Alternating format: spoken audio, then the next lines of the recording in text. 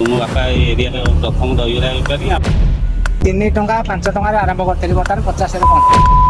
Hello hi नमस्कार जय जगन्नाथ सांगवान मु प्रदीप आज आपण देखुछन रसोई किचन। बहुत सारा लोकंकर डिमांड थिला कि आज राजू भाई दुकान को जाओ, राजू भाई दुकान को जाओ, राजू भाई दुकान जाओ। फाइनली आज वेट ओवर हमें जाउछु राजू भाई दुकान को।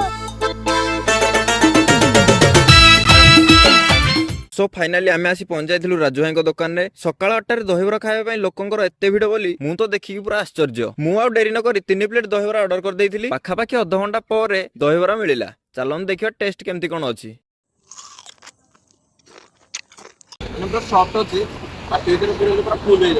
मो हिसाब रे टेस्ट तो पूरा बेस्ट थिला।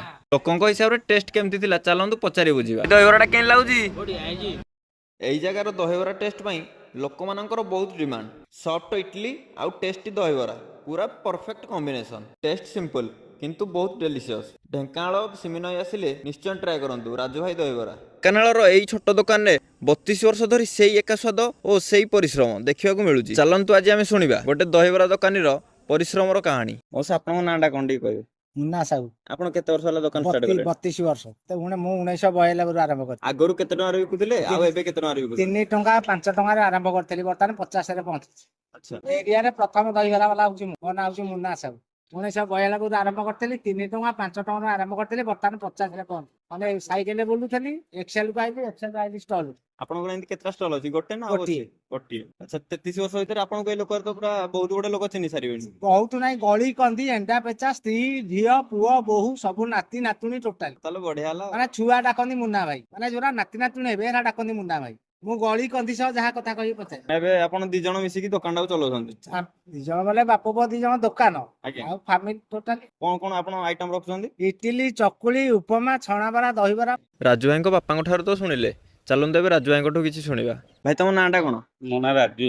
ରାଜୁ ଭାଇ ଗଲେ ଜାଣିବେ ସମସ୍ତେ। अच्छा आपण केते वर्ष होला दुकान स्टार्ट करलेनी? आपन केते वर्ष हलानी? ଆମ ବେପାର ତ ଆକ୍ଚୁଆଲି 32-33 ବର୍ଷ ଆମ ବାପା ବେପାର କରିଥିଲେ, ତାପରେ ଆମେ ବର୍ତ୍ତମାନ ମୁଁ କରୁଛି ଆଉ 10-12 ବର୍ଷ ହେଲା। आपन केते वर्ष हलानी? ମତେ ହେଲାଣି 30 ବର୍ଷ। आपनକୁ मन केमती आसला दहीबरा व्यापार करियाटा? बापा करथिले बोली ना कोन? ନାଇଁ ଅଲଗା ପ୍ରଫେସନରେ ଥିଲି, ବାପା କରିଥିଲେ ଯେହେତୁ ଆମର ଗୋଟେ ଫ୍ୟାମିଲି ବିଜନେସ୍। अच्छा ତାକୁ ମୋ ବାପା ଏରିଆର ପ୍ରଥମ ଦହିବରା ବେପାରୀ, ଆମ ଏରିଆରେ କେହି କରୁନଥିଲେ, ମୋ ବାପା କରୁଥିଲେ। ତ ସେଥିପାଇଁ ତାଙ୍କ ଆପଣ ଜିନିଷଟାକୁ ବଜାୟ ରଖିବା ପାଇଁ ମୁଁ ପୁଣି ଏଇ ସଂସ୍ଥା କଲି, ନହେଲେ ମୁଁ ଆଗରୁ ଅଲଗା ପ୍ରଫେସନରେ ଥିଲି। अच्छा आपनको दहीबरा विषय टे कोन टाइम टेबल ला टे कहि दन केतरा रु केतरा भीतर आसे पड़े आ को जगह को आसे पड़े? ଫାଷ୍ଟ କଥା କ୍ୱାଲିଟି ଆଉ କ୍ୱାଣ୍ଟିଟିରେ କମ୍ପ୍ରମାଇଜ କରୁନୁ। ପଇସା ଉପରେ ଆମର ଏତେ ଗୁରୁତ୍ୱ ନାହିଁ।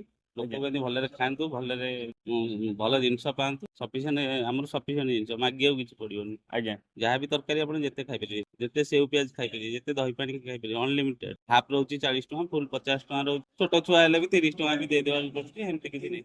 କିନ୍ତୁ ସେଉ ପିଆଜ ତରକାରୀ ଦହି ପାଣି ଏଥିରେ କୌଣସି କମ୍ପ୍ରମାଇଜ ନାହିଁ। ଆପଣ ଯେତେ ବି ଖାଇପାରିବେ ମାଗିକି, କୌଣସି ବିରକ୍ତି ଭାବ ଆମର। आ दहीबराटा खाଇବା गले आपनकर को जगह को आसे? ଦହିବରା ଖାଇବାକୁ ଗଲେ ଢେଙ୍କାନାଳ ଆଡୁ ଆସିଲେ ଆସି ଅନୁଗୁଳ ରୋଡରେ ମହର୍ଷି ଗୋଟେ ନର୍ସିଂ କଲେଜ ଅଛି, ତା ଫ୍ରଣ୍ଟ ରେ ଆମର ଆଗ ଲେଫ୍ଟ ସାଇଡ ଥିଲା, ଅବିକା ରାଇଟ ସାଇଡ ରେ ଅଛି। ଆଉ ଗୋଟେ ଲ୍ୟାଣ୍ଡମାର୍କ ହେଲା ଗୋଟେ ବ୍ରିଜ ଯେମିତି କ୍ରସ କରିବେ ରାଇଟ ସାଇଡ ରେ ଆମର ଦହିବରା ଷ୍ଟଲ ପଡିବ। जगार नांडा कोन? पंच ଜାଗାର ନାଁ ହେଲା ପଞ୍ଚୁବଡି ସିମିନଇ ଢେଙ୍କାନାଳ। आउ टाइम टेबल ला टे कहि दन केतरा ଟାଇମ 7 ରୁ ଆସିବେ 11 ପର୍ଯ୍ୟନ୍ତ। 7 ରେ ଖୋଲା ହଉଛି, 11 ପ୍ରାୟତଃ 11 ଲାଷ୍ଟ 12ଟାରେ ବନ୍ଦ ହେଇଯିବ। आज्ञा ଇଡଲି ବରା ଚକୁଳି ଦହିବରା ଆପଣ ଯାହା ବି ଖାଇପାରିବେ। जदि आपण मानको वीडियो टे भल लागे तबे कमेंट रे निश्चय जणांतु। आ हां जदि आपण माने चैनल को प्रथम करि आछन तबे सब्सक्राइब करिया को भूलिबे नाही। जदि आपण मानको दहीबरा गोटे टॉप 10 सीरीज दरकार तबे 100 लाइक फटाफट कंप्लीट करो। चालू चालू संस्था चालू